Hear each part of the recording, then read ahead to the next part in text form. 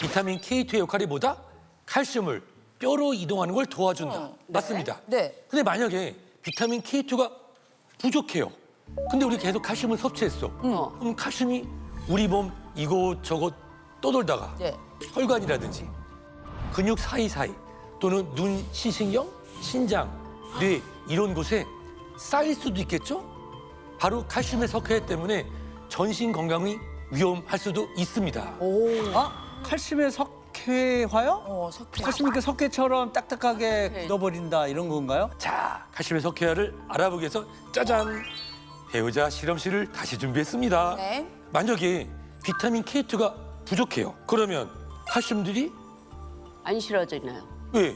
그러면 어떻게 될까요?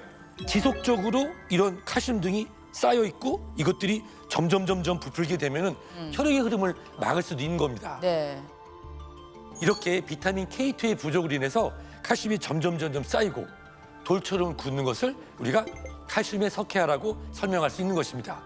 자, 이렇게 칼슘이 딱딱하게 굳어서 혈관이 좁아지고 혈액이 제대로 통과하지 못하면 이것이 바로 심혈관 질환으로 이어질 수도 있는 것입니다.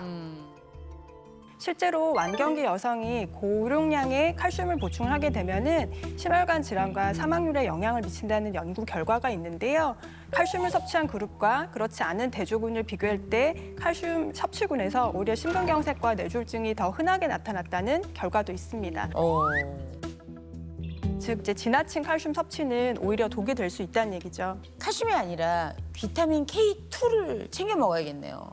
근데 이 중요한 건 이런 무시무시한 심뇌혈관 질환이 비타민 K2가 부족해서 생길 수도 있다는 거잖아요. 네, 그래서 병원에서 혈관 건강을 체크하실 때 네. 혈관에 칼슘 석회화가 얼마나 진행됐는지 알아보는 관상동맥 석회화 CT를 찍어서 혈관 건강을 확인하기도 하십니다. 이 비타민 K2만 충분하면 혈관 석회화 막을 수 있을 것 같은데요? 맞습니다. 역시 아주 예리한 질문을 해주셨는데요. 이 뼈 수호자인 비타민 K2가 충분하면 뼈로 쏙쏙 칼슘을 운반할 수 있기 때문에 석회화도 막을 수가 있겠죠. 그런데 중요한 건 이 비타민 K2가 혈관 속에 석회된 칼슘을 쏙쏙 뽑아주는 혈관 청소의 역할도 할 수 있다는 겁니다. 자, 보시면 비타민 K2가 충분한 경우에는 석회화된 칼슘 덩어리들을 긁어모은 후 슝 우와. 해서 배출시킬 수 있는 것입니다. 다 긁어 모아서 갈 수가 있네.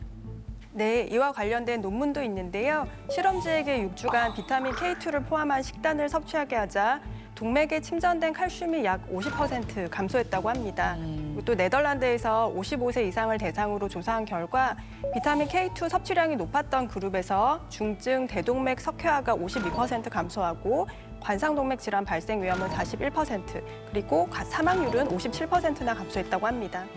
아, 이 비타민 K2가 뼈 수호자에서 이제 혈관 청소부까지 역할을 아주 톡톡히 하네요. 이제부터는 비타민 K2를 꼭 챙겨 먹어야 될 것 같습니다. 아니, 지금 못 들으셨어요?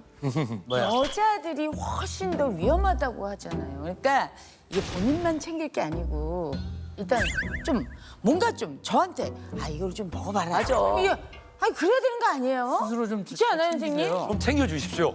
진짜. 네.